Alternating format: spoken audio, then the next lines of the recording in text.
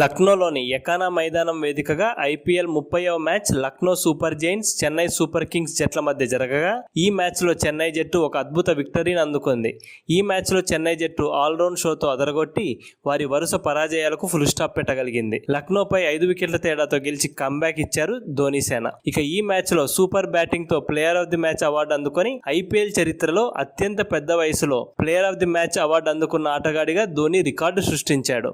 ఈ మ్యాచ్ అనంతరం ఈ విజయంపై చెన్నై కెప్టెన్ ధోనీ మాట్లాడుతూ ఏమన్నాడంటే, వరుసగా 5 పరాజయాల తర్వాత ఇలాంటి ఒక విజయం మా జట్టులో తప్పక ఆత్మవిశ్వాసం పెంచేలా చేస్తుంది. ముఖ్యంగా మా బౌలర్లు ఈ రోజు లక్నోని అద్భుతంగా కట్టడి చేశారు. ఈ సీజన్లో ఇప్పటి వరకు చూసుకుంటే మా బౌలర్లు చాలా అద్భుతంగా ప్రత్యర్థులను ఇబ్బంది పెడుతున్నారు. మేము ఎక్కడైనా సరి చేసుకోవాలంటే అది మా బ్యాటింగ్లోనే అని చెప్పక తప్పదు. ఈ విజయం ఖచ్చితంగా మా ఆటగాళ్లలో ఆత్మవిశ్వాసాన్ని నింపుతుంది. మేము పవర్ ప్లేలో మరింత బాగా బౌలింగ్ చేయాలి. అదే సమయంలో మా బ్యాటింగ్ విభాగం కూడా మరింత మెరుగుపడాల్సిన అవసరం ఉంది. అంతేకాకుండా మేము కీలక సమయంలో అనవసరంగా వికెట్లను కోల్పోతున్నాం.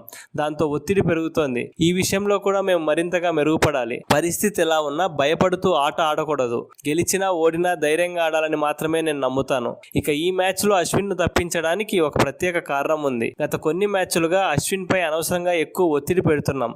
అతనిపై ఎక్కువ ఒత్తిడి పెట్టాలని మేము అనుకోవడం లేదు. అవసరమైనప్పుడు మళ్ళీ తిరిగి జట్టులోకి వస్తాడు. అందుకనే ఈ మ్యాచ్ కు విశ్రాంతి ఇచ్చాం. ఇక ఈ మ్యాచ్ లో అరంగేట్రం చేసిన యువ ఆటగాడు షేక్ రషీద్ అద్భుతంగా బ్యాటింగ్ చేశాడు. అతడు నెట్స్ లో స్పిన్నర్లను ఫాస్ట్ బౌలర్లను అద్భుతంగా ఆడాడు. అందుకే అతనికి అవకాశం ఇవ్వడం జరిగింది. అయితే ఈ రోజు మ్యాచ్ లో player of the match award నాకెందుకు ఇస్తున్నారో నాకైతే అర్థం కావటం లేదు. ఎందుకంటే ఈ మ్యాచ్ లో అద్భుతంగా బౌలింగ్ చేసింది మా జట్టు తరపున నూర్ అహ్మద్. అతడికే man of the match award దక్కాలి.